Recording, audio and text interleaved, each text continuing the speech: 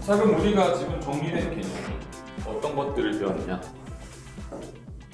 항복 강도, 그죠?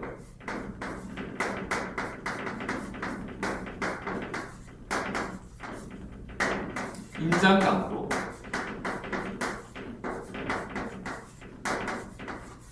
그 다음에 총 변심률, 이런 값들을 우리가 지금 학습을 하였습니다. 자, 그럼 스트레스 스트레인 커브를 다시 그려보도록 하겠습니다.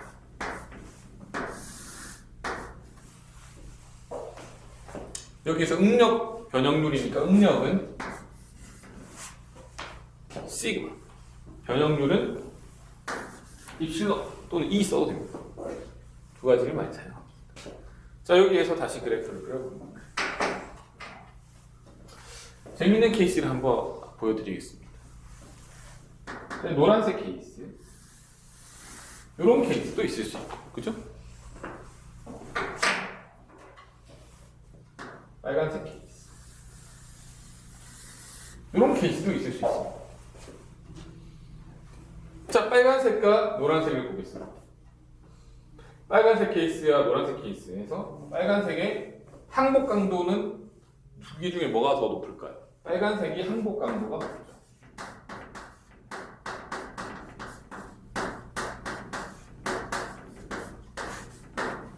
제가 뭐 그림은 좀 이상하게 그렸지만 그 인장 강도는 거의 비슷하게 그리려고 노력했습니다. 인장 강도는 거의 비슷한 수준이다.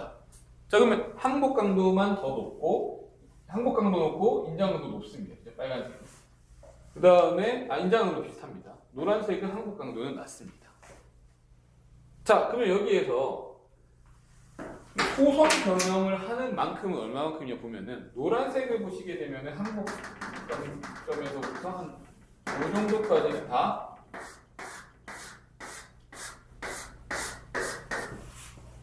변형을 할 수 있는, 변형이 가능한 기준이 요거였다면, 그죠?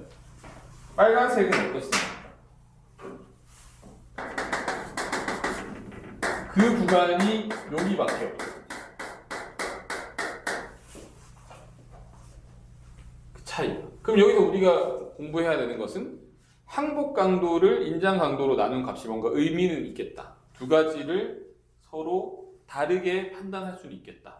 라는 개념으로 우리가 새로운 개념이 하나 나오는 게 바로 항복비라는 개념이 나옵니다. 항복비라는 개념은 항복 강도를 인장 강도로 나눕니다.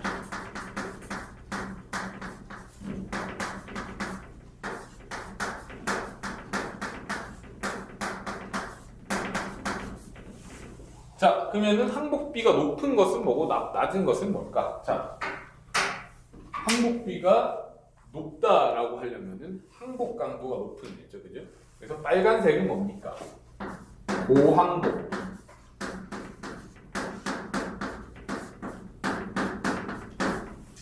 그 다음에 노란색은 뭡니까? 저항복비죠.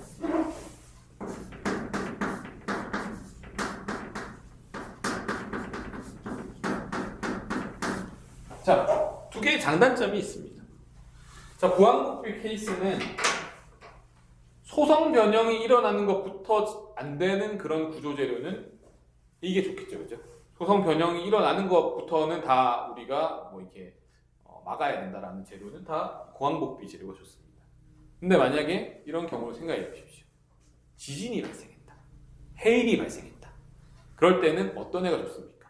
많이 변형되어도 파괴가 되지 않는 애가 좋죠. 그럴 때는 저항복비가 좋습니다. 그래서 얼마만큼 변형에 대해서 많이 변형할 수 있느냐. 그래서 저항복비를 다시 이야기하면 얘는 고변형능이라고 이야기할 수 있습니다.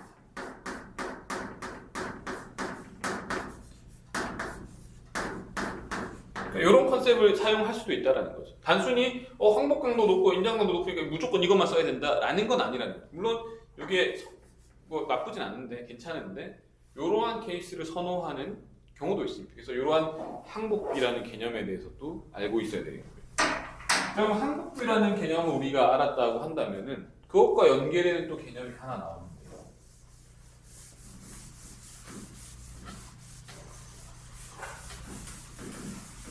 자, 바로 보시게 되면은 자, 이렇게 그림을 그렸습니다. 그러면은 뭐 0.2% 오프셋 하라고 있습니다. 시킨 대로 0.2% 오프셋, 여기가 그러면은 항복 강도, 그 다음에 제일 높은 데가 여기가 인장 강도죠. 근데 우리가 지금 Y축만 계속 활용했잖아요. 그죠? X축을 단 한 번도 활용 안 했습니다. 지금 X축의 의미가 있냐 없냐? 의미 있다라는 거죠.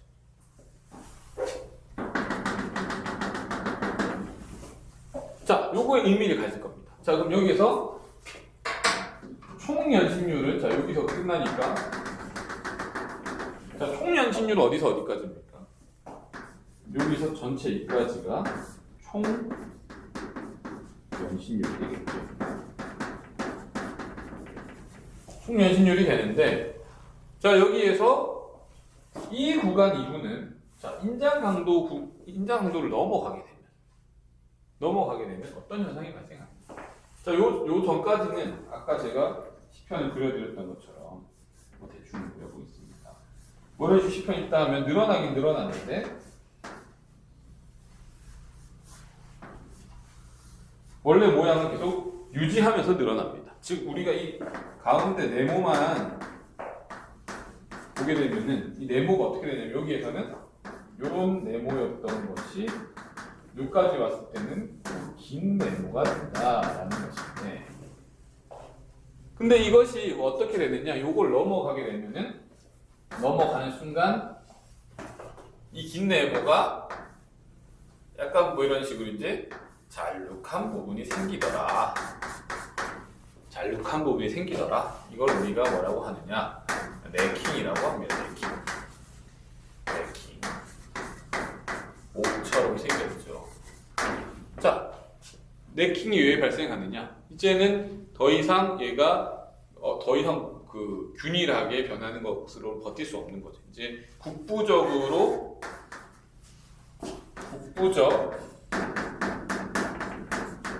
응력 집중.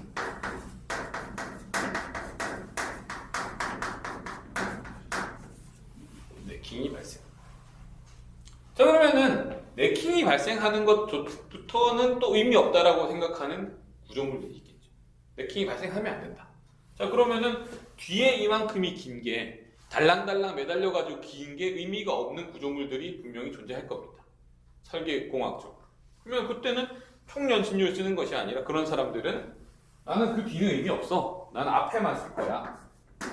요 구간만 쓰겠죠. 그 사람들. 그죠? 뒤는 의미가 없는 사람들이 있어요. 이걸 우리가 뭐라고 합니까? 바로 균, 일, 연, 신, 율이라고 합니다. 그래서 새로운 개념이 또 들어갔죠. 균일, 연, 신.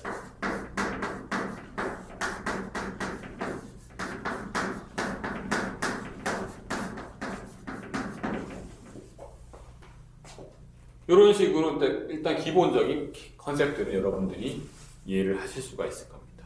그래서 오늘 배운 내용들, 이 항복강도, 항복비, 균일, 그 인장강도 총연신율, 항복비, 균일 연신율 개념을 보시고요. 그 다음에 이제 항복비랑 균일 연신율은 생각을 해보게 되면 항복비가 높을수록 대부분 균일 연신율은 낮고, 그 다음 항복비 낮을수록 균일 연신율은 높을 가능성이 많습니다. 자, 그 이유를 보시면은 항복비가 만약에 뭐 이렇게 된다, 이런 식으로 간다라고 하면은 항복비가 높아지는 거죠, 그렇죠? 이런 경우에 오히려 균일 연신율이 짧아질 가능성이 많습니다. 근데 항복비가 낮아질수록 균일 연신율이 길어질 가능성이 많죠. 뭐 항상 그런 건 아닌데 일반적으로 그렇다라는 겁니다. 자, 그래서 여러분들에게 이제 숙제는 뭐냐면요, 여러분들이 이제 이런 식으로 이제 인장 그래프들을 이제 그리는 것들을 이제 해보게 되었는데, 여러분들이 제가 이제 그 과제를 내어드릴 겁니다. 그래서 제가 어떤 그래프, 그릴 수 엑셀 파일을 제가 제공을 해드리도록 하겠습니다. 그럼 엑셀 파일을 그 엑셀 파일 토대로 그래프를 한번 그려서 자기가 아는 수준 내에서 최대한 어떤 표현할 수 있는 계산할 수 있는 값들을 계산을 해 보시기 바랍니다.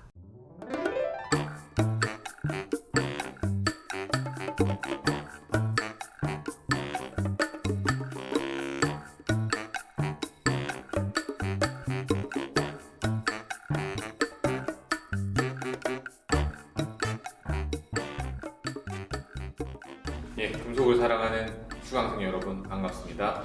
성유경입니다. 예, 지난 시간에 우리가 탄성 변형에 대해서 배웠고 그 다음에 인장 그래프를 어떻게 이해해야 되는지를 배웠는데요. 오늘은 이제 소성 변형에 대해서까지 조금 더 이야기를 해보도록 하겠습니다. 그래서 우리가 이제 변형에는 크게 두 가지로 나눌 수가 있습니다. 지난 시간에 우리가 인장 그래프를 그렸던 것처럼 다시 한번 그림을 그려보겠습니다.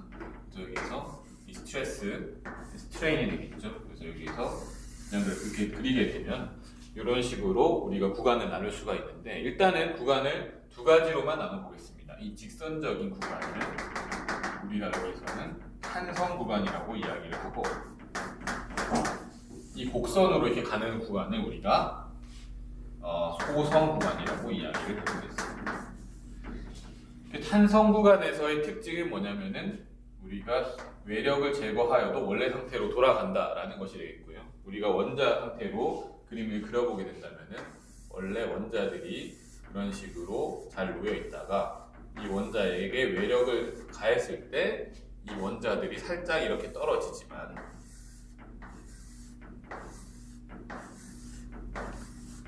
살짝 이렇게 떨어졌지만 붙잡고 있는 거죠. 그 다음에 다시 외력을 제거한 이후에는 원래 상태로 돌아가는 것을 우리가 탄성 변형이라고 이야기를 합니다.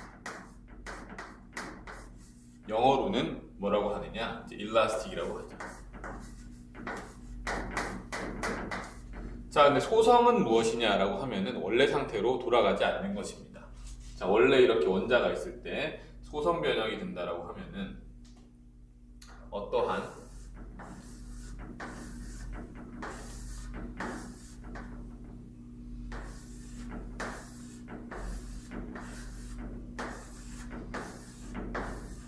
이런 식으로 끊어지게 되고 다시는 이제 원래 상태로 돌아가지 못하는 경우를 우리가 소성이라고 합니다.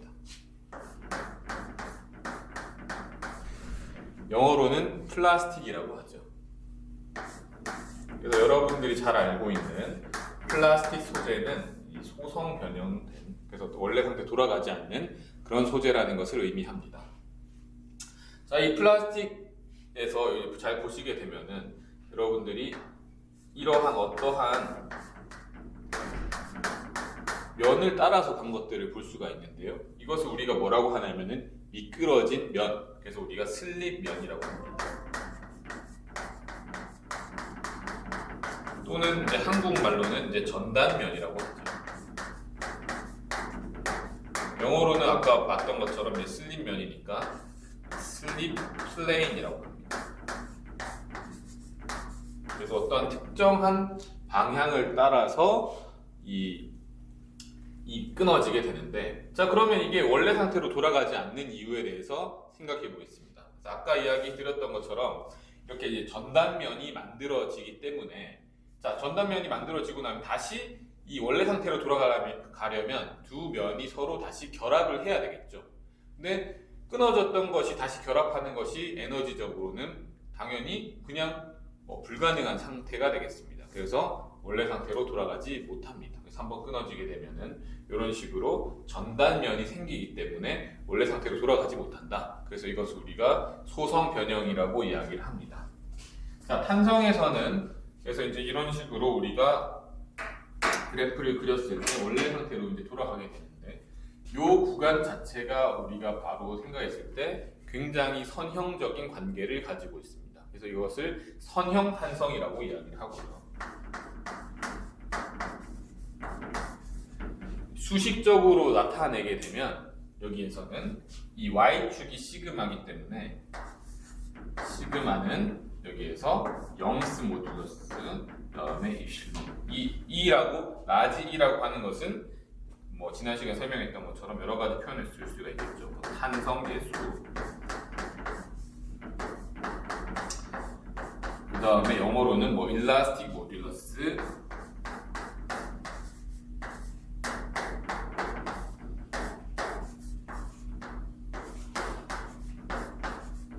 그 다음에 이 영이라는 사람이 이야기했기 때문에 영스 모듈러스라고 합니다.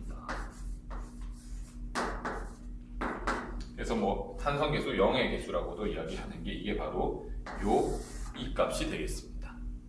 그래서 이 중요한 사실은 이 y는 ax와 같은 그래프처럼 직선적인 관계를 나타내는 것이 이 선형탄성에서 중요한 것이다라는 것이 되겠습니다. 자, 그러면 선형탄성에서 이렇게 그래프 가다가 자, 이 구간에서 외력을 제거하게 되면 이 상태로 바로 떨어지는 것이 아니라 이 상태로 떨어지게 되겠죠. 그래서 요만큼은 이제 소성 변형이 돼버린 것이고, 그 다음에 실제로 요만큼은 탄성 회복량이 되겠습니다. 그래서 이 왼쪽에 있는 부분은 소성 변형량,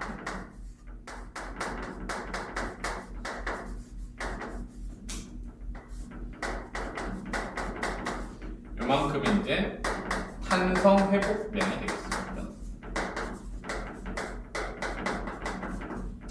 뭐 이 비율적으로 따지게 되면 탄성 회복률이라는 표현으로 쓸 수가 있겠죠. 자, 이런 식으로 우리가 정리를 해보았습니다. 그래서 탄성이라고 하는 것은 이 원래 상태로 바로 돌아가게 되지만 이 소성 변형에서는 원래 상태로 돌아가지 못한다. 그 이유는 이와 같이 이 전단면이 만들어지기 때문이다 라는 것을 알 수가 있겠습니다. 자, 그 다음 이제 볼 것은 우리가 이 소성 변형에서의 이 부분 다시 이제 그림을 깔끔하게 그려보겠습니다. 자, 우리가 이 탄성 회복, 그리고 소성 변형 말고 다시 그래프를 처음 다시 그리는 게 낫겠죠. 처음 다시 그려보겠습니다. 자, 여기에서 이렇게 그려보겠습니다.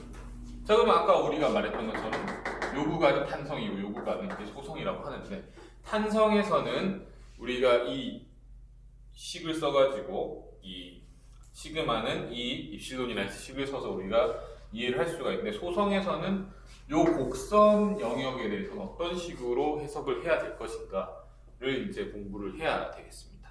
자, 그렇게 하기 위해서는 우리가 진응력, 진변형률이라는 개념을 이해해야 되겠습니다.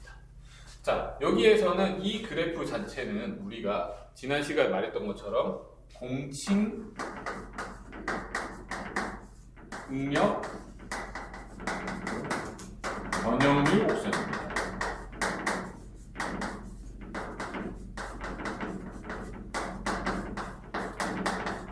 자, 여기에서 이 공칭이라는 말은 무엇이냐? 공칭이라는 말은 바로 엔지니어링이라는 뜻입니다. 그래서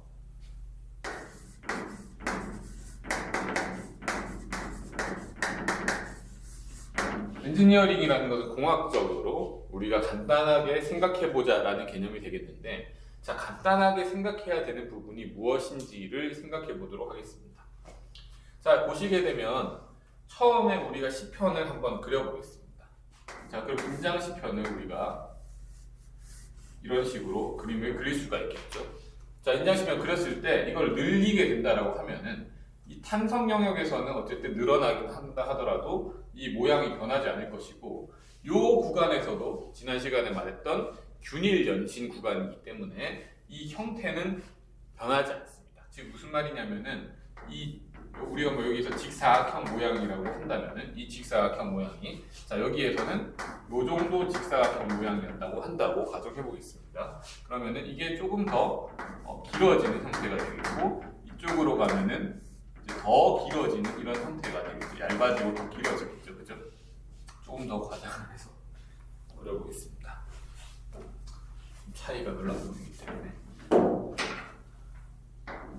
자, 그럼 더 얇아지고 길어지는 이러한 형태가 되겠죠. 점점 이런 식으로 바뀔 겁니다. 자, 중요한 사실은 요 포인트인데요. 지난 시간에 배웠는데 이 부분을 우리가 뭐라고 한다고 했습니까? 인장 강도라고 한다고 했습니다.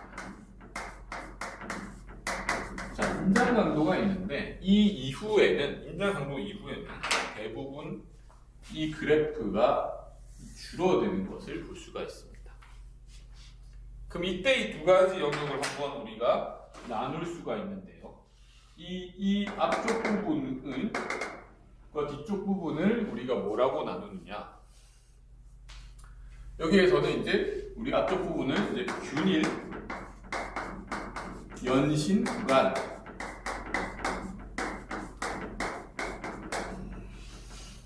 이라고 이야기를 할 수가 있겠고요. 이 뒤쪽 부분은 네킹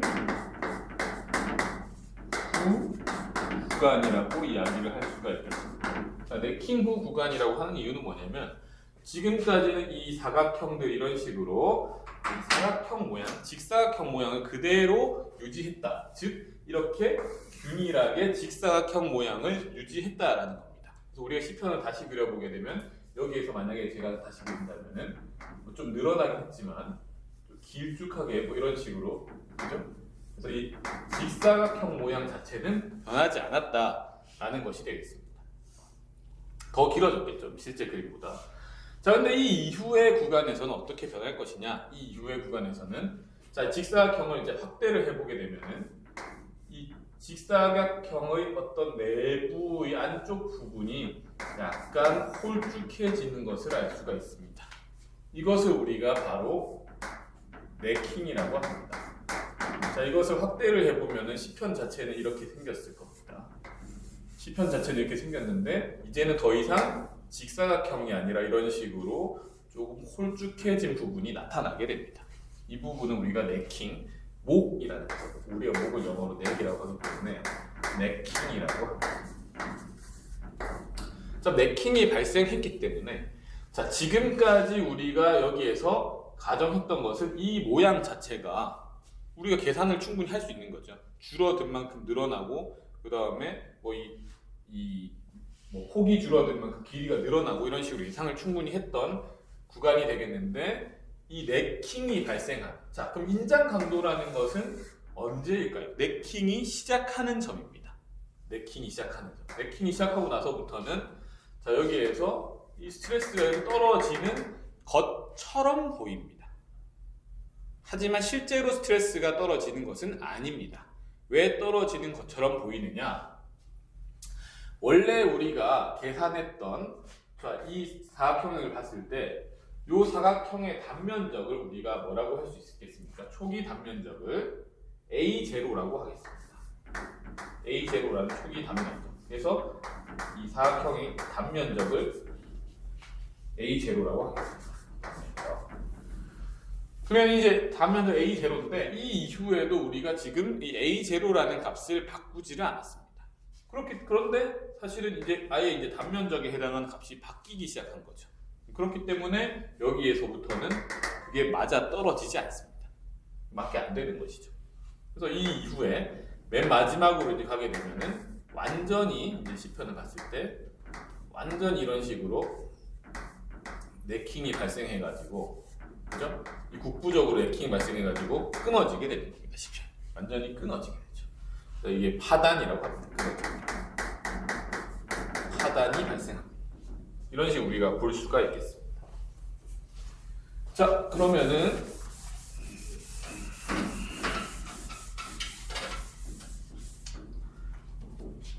이 단면적이 사실은 이제 변하지 않는다라고 가정을 하고 우리가 계산을 했기 때문에 자, 스트레스 값은 우리가 어떻게 구해줬냐라고 하면은 이 시그마라고 하는 스트레스 값은 하중, 우리가 force라고 하죠. F를 A0로 나눈 값으로 계산을 하게 된 겁니다. 그렇죠? 이게 바로 엔지니어링 스트레스 레인 커브에서의 스트레스 값이 돼. 엔지니어링이니까 E를 써주도록 하겠습니다. 근데 실제는 어떻게 됐느냐? 실제는 true라는 거죠. T를 쓰겠습니다. T를 쓰게 되면은 여기에서 요 A 값이 있는데 요 A 값은 변할 수 있는 값이라는 거죠. 이 A 값이 바뀔 것이다 라는 겁니다. 그래서 우리가 지금 단순히 이 A0로 해서 이 계산했던 것과 여기서 맞지 않게 되는 상황이 나오게 되겠습니다. 자, 그래서 우리가 저 인장 그래프를 봤을 때 우리가 어떻게 표현을 하게 되냐면 이 구간에서 자, 요까지 무조건 하등이 발생한 것을 무조건 알 수가 있겠죠, 그렇죠? 그래서 여기까지 하등이 발생한 것을 확실히 가공 경화가 일어난 것을 알 수 있겠고, 이 이후로부터는 가공 경화가 계속 발생하고 있다라는 거. 이 이후에도. 왜냐하면 이거는 눈에 보이는 게 이렇게 보여서 그렇지 실제로는 이렇게 증가하고 있습니다. 그래서 이게 감소하는 것처럼 보이는 게 바로 이게 공칭, 즉 엔지니어링에 해당되는 것이 되겠고, 여기에서 진짜로 증가하는 거. 그래서 여러분들 요즘에 많이 하는 용어 찐이에요, 찐. 그래서 이건 진 이게 true라는 거죠. 그래서 true. 그래서 이런 식으로 이야기를 할 수가 있겠습니다. 그래서 가공 경화는 계속적으로 일어나고 있다. 이 이후에 줄어드는 것이 아니다. 그것이 된 이유는 이런 식으로 이게 다르다라고 판단을 해서 그렇다라는 거죠. 그럼 여기서 이제 우리가 알 수 있는 것은 무엇이냐? 자, 그러면 우리가 어쨌든 부피가 변하지 않는다라는 것은 우리가 알 수가 있습니다. 그러면은 이 이후의 구간에 대해서는 우리가 트루 스트레스 스트레인 구하기가 쉽지가 않죠. 그래서 이 앞쪽에서의 추세를 알면 이 뒤쪽에서는 계산을 하면 되니까 이 앞쪽에서 한번 Q를 구할 수가 있을 겁니다. 이 앞쪽에서 인장 강도 앞쪽에서. 자, 이 인장 강도 앞쪽에서는 중요한 사실은 뭐냐면 여기에 있던 이 네모가 점점 어떻게 된다고 했죠? 점점 길어지죠, 그죠? 저 네모가 점점 길어지는 현상입니다.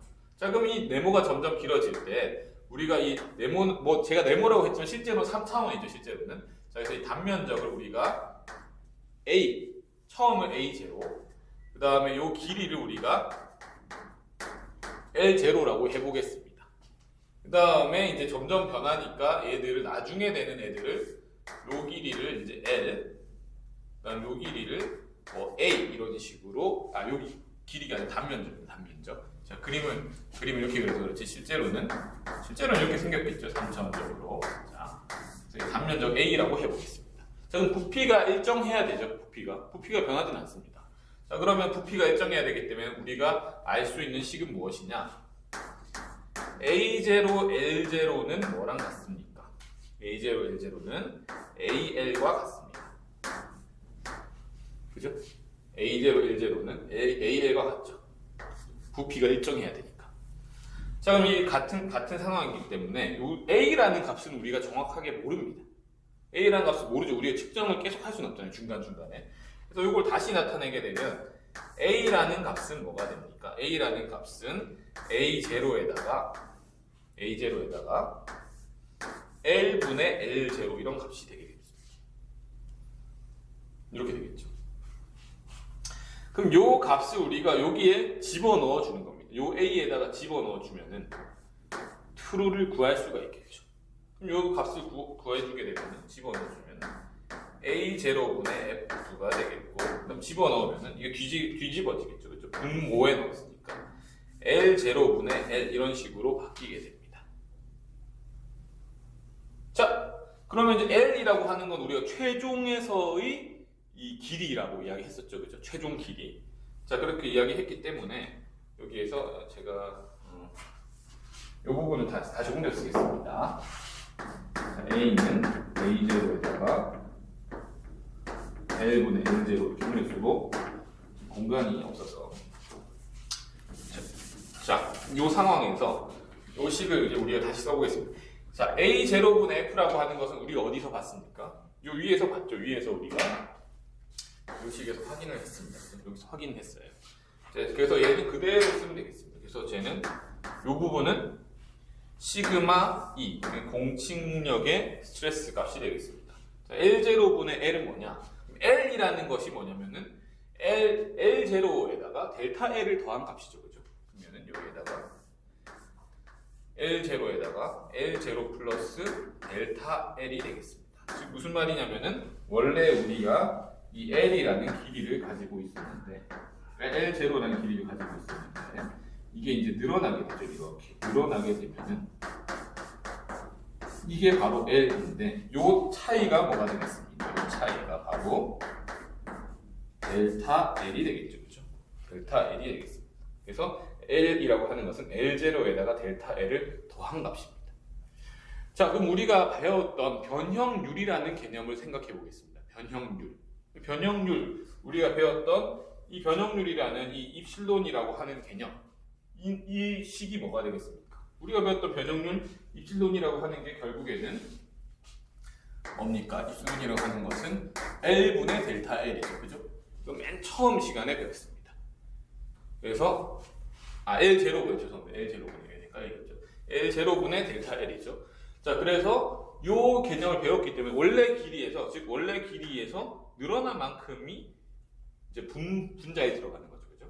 그래서 늘어난 만큼에서 원래 길이를 나눠준 값이 이 연심률이 되기 때문에, 자, 이걸 다시 쓰게 되면 시그마의 2에다가 바로 1 더하기 뭐가 되겠습니까? 바로 이 값이 되겠습니다.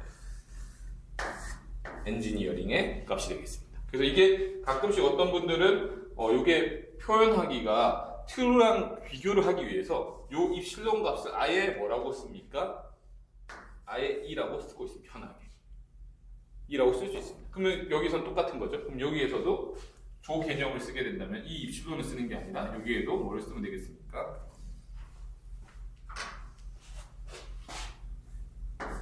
2라는 값을 쓰면 되겠죠. 그죠? 뭐 상관없습니다. 이거는 뭐 그냥 표기의 문제지 뭐 어떤 걸 써도 큰 상관은 없습니다. 다 사용을 할 수가 있습니다. 자, 이것이 바로 이제 트루 스트레스, 트루 스트레인에 대한, 트루 스트레스에 대한 부분 일단은 진행을 했습니다. 트루 스트레스를 우리가 구하려면 시그마 t라는 값은 이런 식으로 구할 수가 있다. 근데 이 구간은 어디서부터 어디까지만 유효한가? 자, 당연히 여기에서 탄성 구간은 어떻게 해야 되겠습니까? 제외해야 되죠. 탄성에서의 식이 아닙니다. 그 다음에 이 인장 강도 이후에는 이 식이 맞겠습니까? 안 맞겠습니까? 맞지 않죠. 왜 안 맞겠습니까? 지금 가정이 뭡니까? 이 직육면체 또는 직사각형 모양, 이 모양을 계속 유지한다는 가정을 하고 이 식을 접근한 건데, 자, 이 인장 강도 이후에는 뭐가 발생한다고 했습니까? 네킹이 발생해서 이 모양이 유지되지가 않죠. 모양이 바뀝니다. 그래서 이 식이 맞지 않습니다. 그래서 이 식을 구하는 것은 여기까지만 구해야 됩니다. 그럼 그 이후는 어떻게 구하느냐? 그 이후에는 사실은 구할 수 있는 방법이 없습니다. 한 포인트만 알 수 있습니다. 한 포인트는 어떻게 알 수 있느냐? 실험을 실제로 진행을 해서 거기에서 최종적으로 걸려있는 스트레스와 그다음 스트레인 값을 측정을 실제로 하는 겁니다. 실제로 맨 마지막에 그래서 한 포인트는 알 수 있습니다. 이 중간 값은 계산할 수가 없습니다. 그래서 이런 식으로 여기까지만 딱 계산한 다음에 요것을 쭉 연결시켜주면 이게 바로 진응력 변형률 곡선이 되는 겁니다.